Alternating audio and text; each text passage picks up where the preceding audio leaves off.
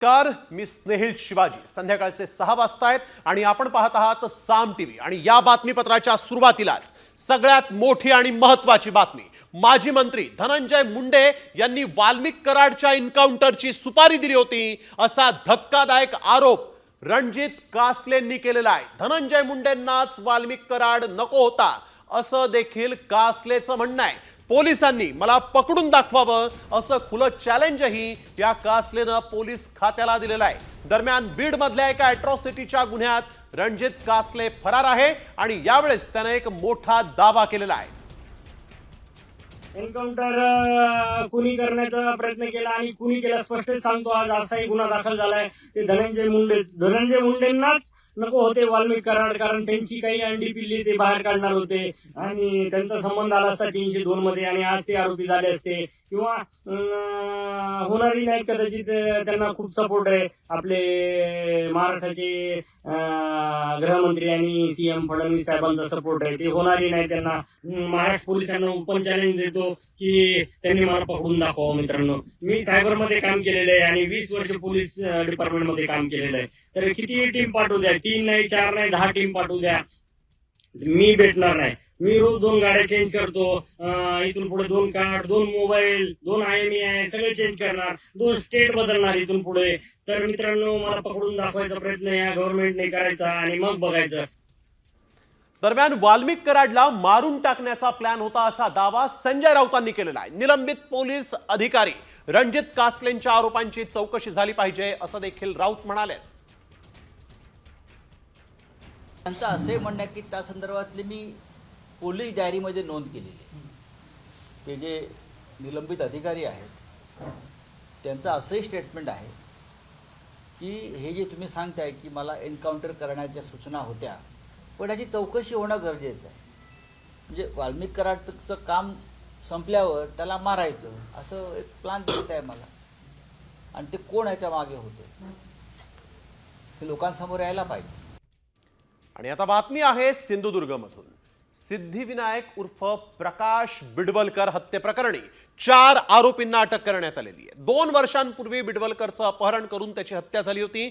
सिद्धेश शिरसाट हा या प्रकरणातला मुख्य आरोपी आहे। त्यांनी बिडवलकरची हत्या करून त्याचा मृतदेह जाळल्याचा आता कबूल केलेला आहे। मी इथे नाही होतोय आणि मी आल्यावर त्यांनी मला सांगितलं शशिकलाने काय म्हणजे अशा इतके 14 नेले आणि त्यांनी घेऊन गेले। मी त्यांनी आपल्या भाषेत सांगितले, पण मी माझ्या भाषेत सांगते ते 14 होते म्हणून। मग त्यांनी मला सांगितल्यानंतर मग ते 2 वर्ष झाली तो काय येऊ ना, आम्ही गणपती तुझी वाट बघायचो। परत काल पाडव्याक पण वाट बघितली तरी पण नाही। मग आम्ही त्यांची ती चौकशी केली, तर मग चौकशी केलं तर कोण म्हणाकला ते का ह्या करून टाकल्याने त्याने कोणी ते का मारलो असत ते का फाशीची शिक्षा मिळावी अशी आमची इच्छा असा। तर नेमकं हे प्रकरण काय, सविस्तर माहिती पाहूयात ग्राफिक्सच्या माध्यमातून। मार्च 2023 ला सिद्धिविनायक उर्फ प्रकाश बिडवलकरचं अपहरण झालं। 9 एप्रिल 2025 ला जीवे मारण्याच्या उद्देशानं अपहरण झाल्याची नातेवाईकांनी तक्रार केली। 10 एप्रिल 2025 ला पोलिसांनी 4 आरोपींना अटक केली। आरोपी सिद्धेश शिरसाट यानं हत्या केल्याची कबुली दिली आहे।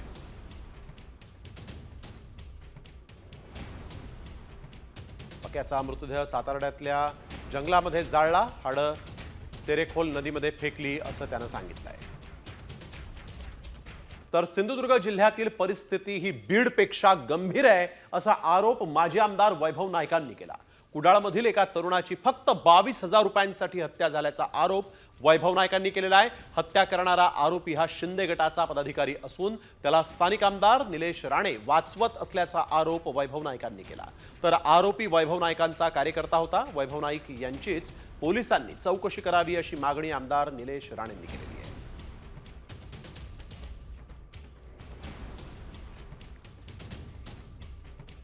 फक्त 22,000 रुपये त्यांनी दिले नाहीत म्हणून त्याला नग्न करून मारहाण करून त्याचा हत्या करण्यात आली आणि ही हत्या 2 वर्षापूर्वी केली होती।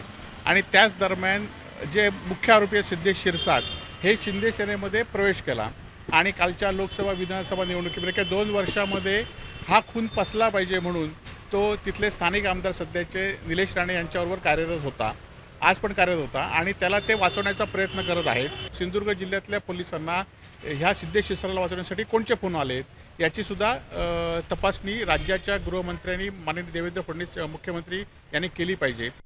हा जो आरोपी आहे सिद्धेश शिरसाट, जेव्हा ही मर्डर केस घडली, जेव्हा ही 2 वर्षापूर्वीपासून ही केस पेपरामध्ये येते, तर 2 वर्षापूर्वी सिद्धेश शिरसाट तो उबाटामध्येच होता, वैभव नाईकांबरोबरच होता.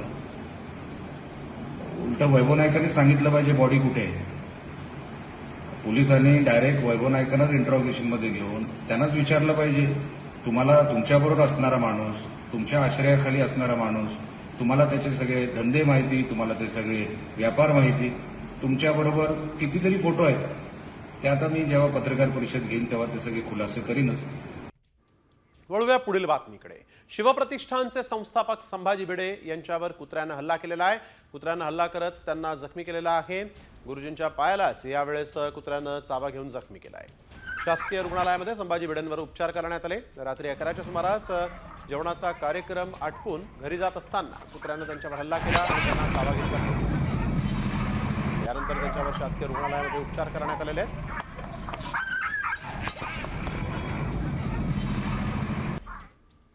तर कुत्र्याला काय दुर्बुद्धी सुचली माहीत नाही, कुणाला चावावं हे कुत्र्याला कळलं नाही, असा खोचक टोला काँग्रेसचे नेते विजय वडेट्टीवार यांनी लगावलेला आहे.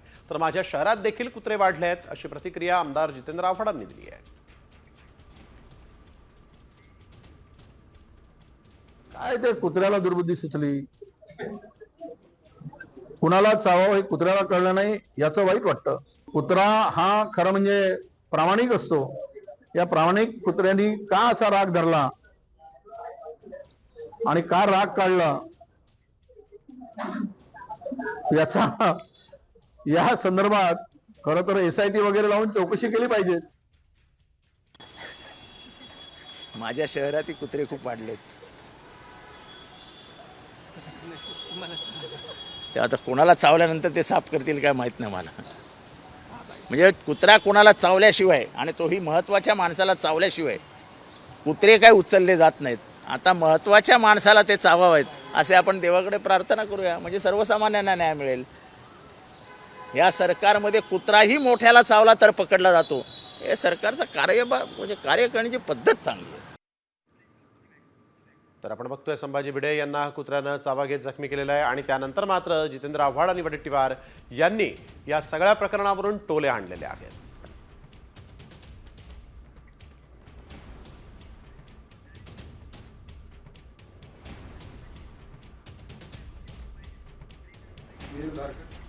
जर आपण बघतोय काल रात्री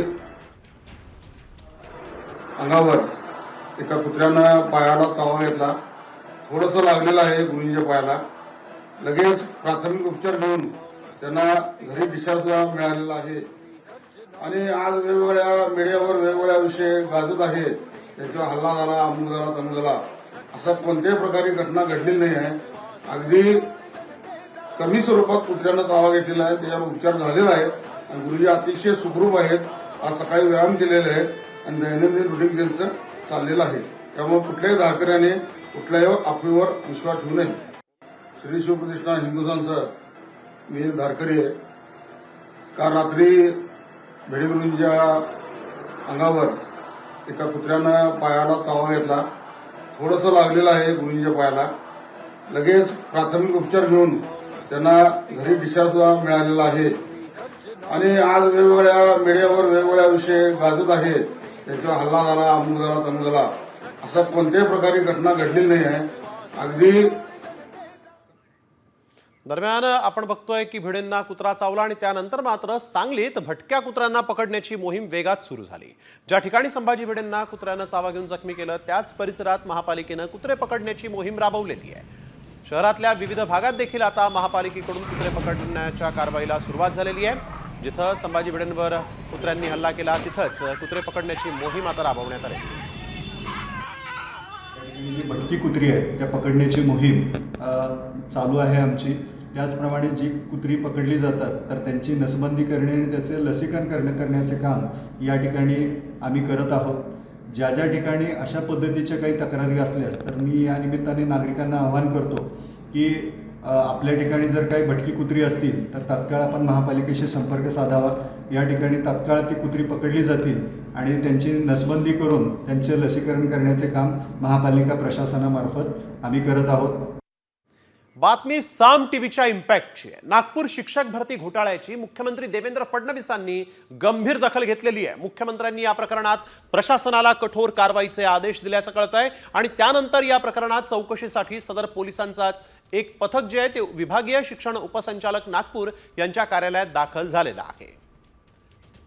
तर सामचा हा इम्पॅक्ट आपण बघतोय. मुख्यमंत्र्यांनी सामच्या बातमीची दखल घेतलेली आहे आणि यानंतर आता या प्रकरणी पोलिसांचं एक पथक सध्या इथं दाखल झालेलं आहे. तपासाला वेगानं सुरुवात झालेली आहे. तर नागपूर शिक्षक भरती घोटाळ्यामध्ये 580 अपात्र शिक्षक आणि शिक्षकेतर कर्मचाऱ्यांच्या नियुक्त्या ज्या आहेत त्या रद्द होण्याची शक्यता आहे. प्रत्येक बोगस नियुक्तीसाठी 20 ते 35 लाख रुपये घेण्यात आले अशी सूत्रांची माहिती आहे. विशेष म्हणजे सोमेश्वर नेताम या शिक्षण अधिकाऱ्याला बोगस शिक्षक भरती प्रकरणी अटक करण्यात आली होती. मात्र नंतर त्यांचा मृत्यू झाला होता. त्यांचाच फायदा घेत आरोपींनी त्यांच्या अटकेपूर्वीच्या तारखा टाकून त्यांच्या बनावट सह्या करून नियुक्त्या केल्याचा दावा माजी शिक्षक आमदार नागो गाणार यांनी केलेला आहे. त्यामुळे आता पोलिसांकडून भरती झालेल्या बोगस शिक्षकांच्या बँक खात्यात किती पगार जमा झाला याची तपासणीही केली जाणार आहे. सोमेश्वर नेताम नावाचे शिक्षणाधिकारी होते. ते सेवानिवृत्तीच्या दिवशी पकडल्या गेले. आपलं अँटी करप्शनवाल्यांनी त्यांच्या घरी धाड टाकली. काही निधी हा जप्त केला. त्यांना अटक झाली. नंतर जमानत झाली. पुढे ते मरण पावले. ते मरण पावल्यानंतरसुद्धा मागच्या तारखेमध्ये त्यांच्या सहीच्या मान्यता संस्था चालकांनी आणि शिक्षण विभागाच्या अधिकाऱ्यांनी काढल्या. त्या ऑपरेट केल्या. त्यानुसार शालार्थ ID झाल्या आणि त्या शिक्षकांच्या नावाने वेतनसुद्धा उचलल्या गेलं. साम टीव्हीची एक एक्सक्लुझिव्ह बातमी आहे. सरकारची झोप उडवणारा घोटाळा हा जालना जिल्ह्यामध्ये उघडकीस आलेला आहे. जालन्यात तलाठी आणि ग्रामसेवकांनी शेतकऱ्यांचे अतिवृष्टी आणि गारपिटीचे तब्बल 50 कोटी रुपयांचं अनुदान जे आहे ते लाटलेलं आहे. धक्कादायक बाब म्हणजे तहसीलदारांचं लॉग इन आणि पासवर्डचा वापर करून हा सगळा घोटाळा केल्याचं कळत आहे. एकाच शेतकऱ्याच्या नावावर वेगवेगळे विके नंबर बनवून घोटाळा केल्याचा प्राथमिक अंदाज आहे. बोगस शेतकऱ्यांची यादी साम टीव्हीच्या हाती लागलेली आहे आणि या यादीमध्ये शेतकऱ्यांची नावं सारखीच असून रक्कम देखील सारखीच आहे. दरम्यान घोटाळ्याचा आकडा आणखीन वाढण्याची शक्यता आहे. गारपिटीचे 50 कोटी तलाठी आणि ग्रामसेवकानं खाल्लेले आहेत. नोव्हेंबर-डिसेंबरमध्ये पीक अनुदानाच्या बाबतीमध्ये काही तक्रारी प्राप्त झालेल्या होत्या. त्या तक्रारीच्या प्राथमिक तपासणीमध्ये ह्या गोष्टी लक्षात आलेल्या आहेत. काही ठिकाणी डुप्लिकेशन झालेलं आहे. काही ठिकाणी बोगस अशा याद्या जोडून अनुदान उचललेले आहेत. ही जेव्हा तक्रार प्राप्त झाली त्या अनुषंगाने जानेवारी महिन्यामध्ये जिल्हाधिकारी महोदयांनी एक त्रिस्तरीय समिती गठीत केलेली आहे. ज्याच्यामध्ये सहाय्यक जिल्हाधिकारी पुलकित सिंग, त्याचबरोबर EGS deputy collector Manish Dandge आणि नायब तहसीलदार लोणावत मॅडम, ही त्रिस्तरीय अशी समिती आहे ती या घटनेची. तर जालन्यामध्ये हा झोप उडवणारा घोटाळा समोर आलेला आहे. शेतकऱ्यांच्या टाळूवरचं लोणी खाणाऱ्या या अधिकाऱ्यांवर कारवाईची मागणी झालेली आहे. तर नाशिकमध्ये पीएम किसान योजनेत बोगस लाभार्थी आढळले. साम टीव्हीनं सगळ्यात आधी ही बातमी दाखवली. कृषी मंत्री माणिकराव कोकाटे मात्र या सगळ्या प्रकरणानंतरही गप्पच असल्याचं दिसतंय. सामनं विचारलेल्या प्रश्नांवर कृषी मंत्र्यांचं मात्र मोघम उत्तर पाहायला मिळालं. कॅबिनेट नंतर बोलू असं म्हणत त्यांनी काढता पाय घेतलाय. या प्रकरणावर कृषी मंत्री बोलायला तयार नाहीत असंच दिसतंय. तलाठीच्या नावाने जे पैसे आहेत ते ग्रामसेवकांनी तहसीलदारांनी हे केलेले आहे. तलाठीच्या नावाने आयडी. सर काय सांगाल सर?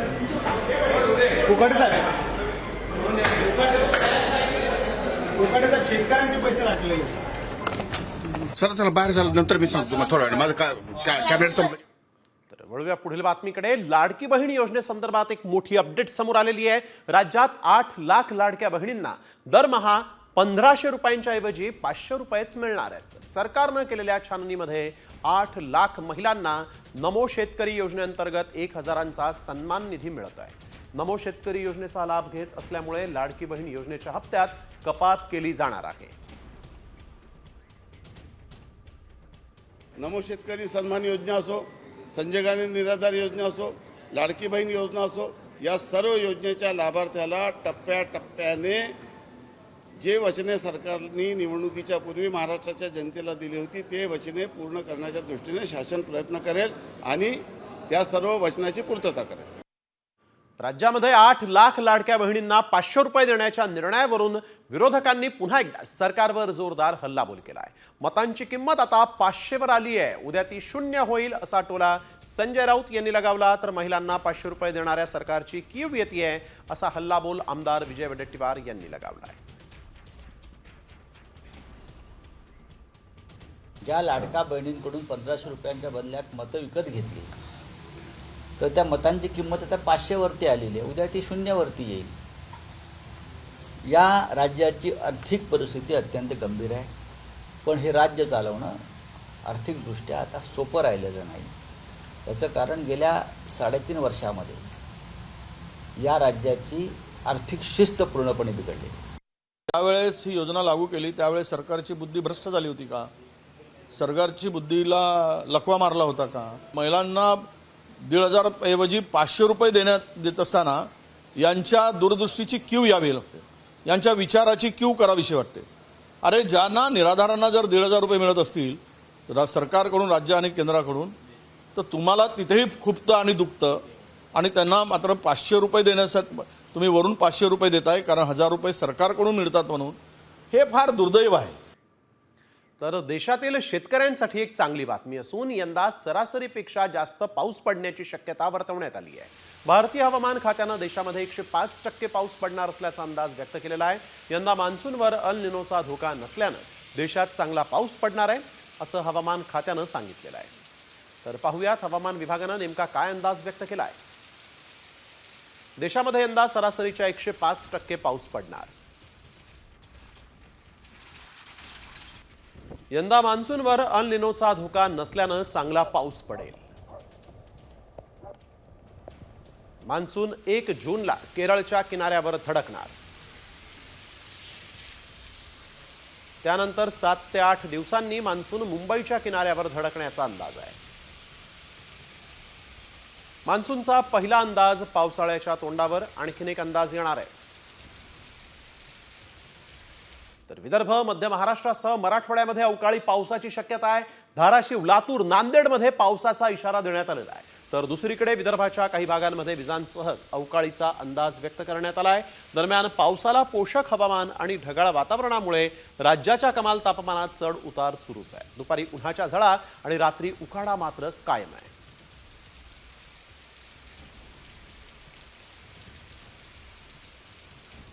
पुण्यातल्या धायरी भागामधील श्री ज्वेलर्सवर प्लास्टिकची बंदूक दाखवत दरोडा टाकण्यात आला.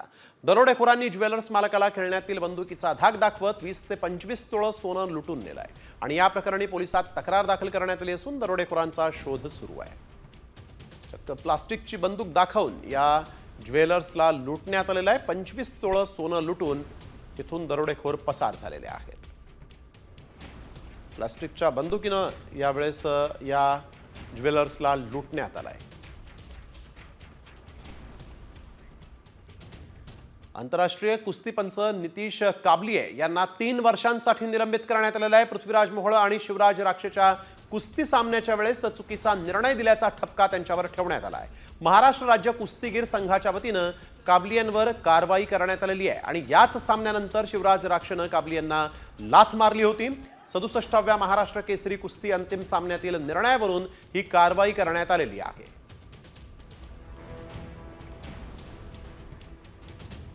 मॅच फिक्सिंगचा आरोप होतोय. पंचांच्या चुकीच्या. तर वळूया पुढील बातमीकडे. दहशतीचं रील बनवणाऱ्या तरुणांना अटक करण्यात आली. नवी मुंबईतील वाशी रेल्वे स्टेशन ते सानपाडा रेल्वे स्टेशन दरम्यान असणाऱ्या सर्व्हिस रोडवर एका चालत्या इनोवा गाडीच्या डिक्कीतून हात बाहेर लटकलेल्या अवस्थेत दिसला आणि खळबळ माजली. हा हात कुठल्या मृत शरीराचा किंवा कोणा व्यक्तीचा अपहरणाचा नसून हे कृत्य एक रील बनवण्याच्या नादात काही अतिउत्साही तरुणांनी केल्याचं समोर आलं. तर रील बनवणाऱ्या तरुणांना पोलिसांनी अटक केलेली आहे. लैपटॉप लेके आए, 8 GB रैम होने वाला है, 256 GB SSD के साथ। कंडीशन देखो इसकी कितनी नीट एंड क्लीन है। ये आपको सिर्फ 12,500 में आएगा। लेने के लिए किसके कंप्यूटर्स पे विजिट करें, जो लोकेटेड है वाशियन मलाड के अंदर। इसका बस कंडीशन देखो आप लोग, दिए गए नंबर पे कांटेक्ट करो, दिए गए नंबर लेने के लिए दिए गए नंबर पेज को फॉलो कर लो। पेज सानपाडा ते वाशी हा जो रेल्वे स्टेशनचा रूट आहे, रेल्वे ट्रॅकच्या अलम, त्याच्यावर एक रील्स तयार करत होते. त्यामध्ये तो डिकीमधून हात बाहेर करतो आणि नंतर अरे तुमको क्या लगा मैं मर गया हूँ क्या, मैं तो लॅपटॉप बेचता हूँ और लॅपटॉप खरीदना है तो हमारे शॉप में आओ, अशा प्रकारचं एक रील्स त्यांनी बनवलं होतं. आणि त्यांचं खरोखरच हावरे फॅन्टासियामध्ये लॅपटॉप्स आणि याचं दुरुस्ती आणि विक्रीचं शॉप आहे. त्या चालकावर मोटार व्हेकल्स ॲक्ट 184 नुसार कारवाई केलेली आहे आणि